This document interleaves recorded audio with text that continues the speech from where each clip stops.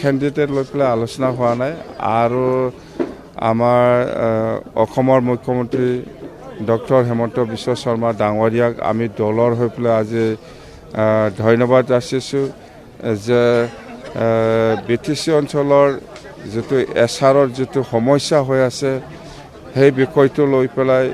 BTC অঞ্চলত এই এক্টিভিটিটো নকৰিব বুলি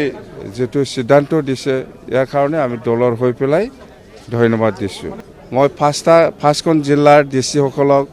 ইলেকশন কমিশন বা গভৰ্নমেন্ট অফ আসাম বা যিসকলে দায়িত্বত আছে এই সকলক মাতি পেলাই মই কথা পাতিছোঁ ইহঁতে আমাৰ BTC 2003 চনত 10 ফেব্ৰুৱাৰী যেটো স্পিৰিট হেতু আমাক সন্মান দিছে এই হিচাপত এছআৰৰ কোনো BTC অঞ্চলত ক্ষতি কৰাকে কাম কৰিব নোৱাৰে।